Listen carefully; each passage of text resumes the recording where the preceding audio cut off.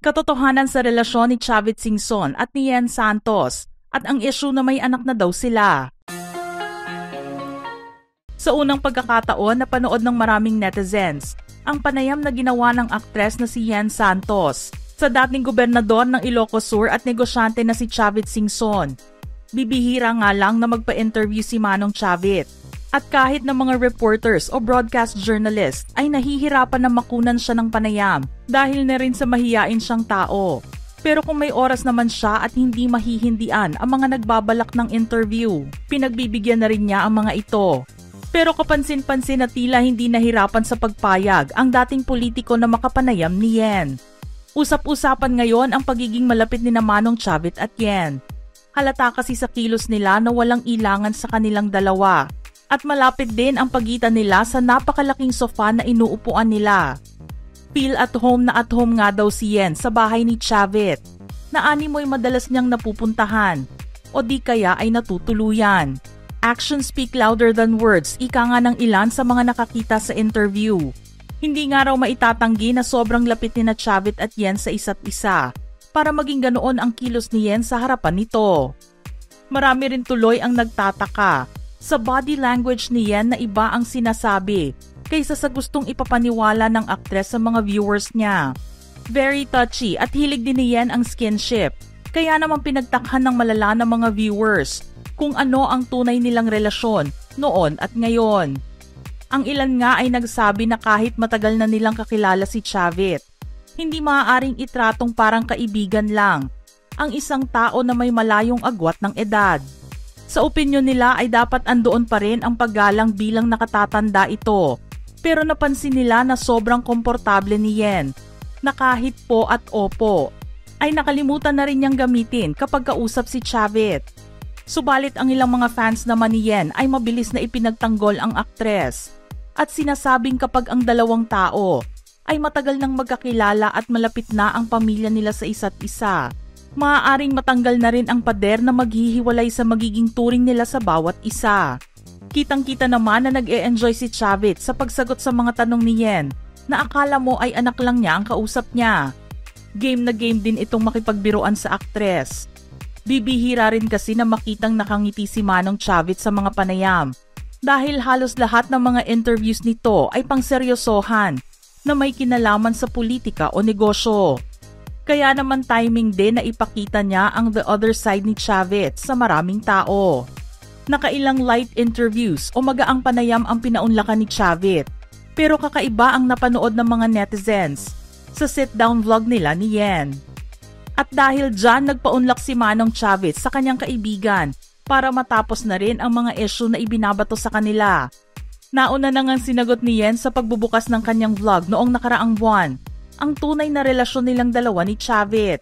Sinabi nito na very close family friend si Chavit, kaya hindi naman na mahirap ang humarap dito.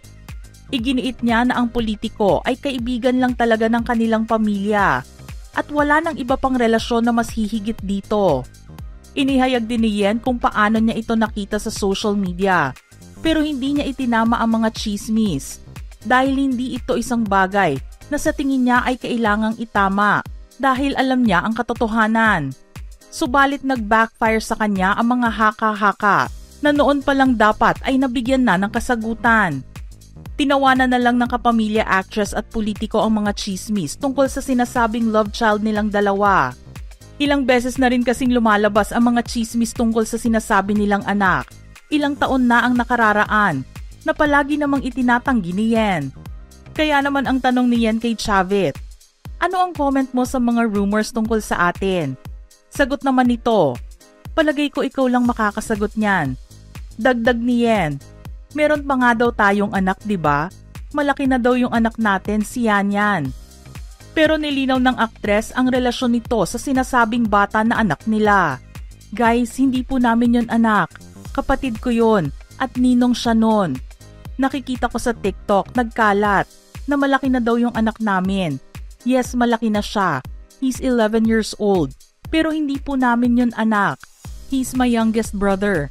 3 kaming magkakapatid. Muli iginiit ni Yen ang chismis na matagal na silang magkakilala ni Manong Chavit at mahigit 1 dekada na ito. Parang more than a decade na kasi. He's a good family friend. Super tropa to ng aking parents, kaya lagi tayong nai-issue. Sa pagpapatuloy ng interview, naatasan naman si Chavit na magbigay ng pangalan ng kanyang local celebrity crush at ng ideal girl niya. Pabirong tumingin si Chavit kay Yen at natawa naman ang aktres dito. Bukod sa simpleng tao na gusto niya sa isang babae, ibinulong niya rito kung ano nga ba ang ideal girl niya at nakiusap na wag itong sabihin sa publiko na sinang-ayunan naman ng aktres. Natanong din siya ni Yen kung nagkaroon na ba ito ng karelasyon na celebrity at sumagot naman si Chavit nang wala pa. Nanghingi rin si Yen ng mensahe nito para sa mga bashers.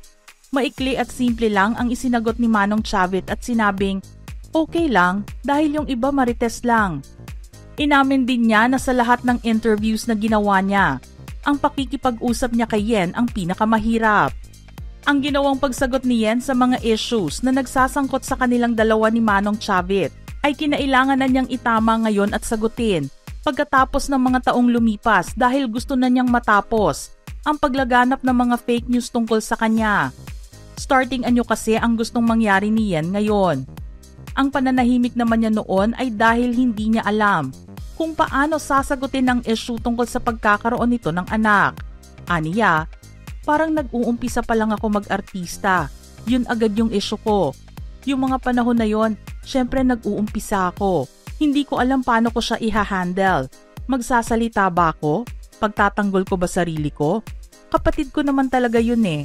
Nung una, hurt na hurt ako. Na parang nadadama yung bata dun sa issue na hindi naman totoo. Pareho ngang single sa kasalukuyan sina Yen Santos at Chavit Singson. Noong nakaraang taon lang nakumpirma ang hiwalayan ni Yen at aktor na si Paulo Contes na siya mismo ang nagsabi sa publiko ng balitang breakup nila. Nangyari ito pagkatapos ng ilang buwang haka-haka at obserbasyon ng fans tungkol sa status ng kanilang relasyon.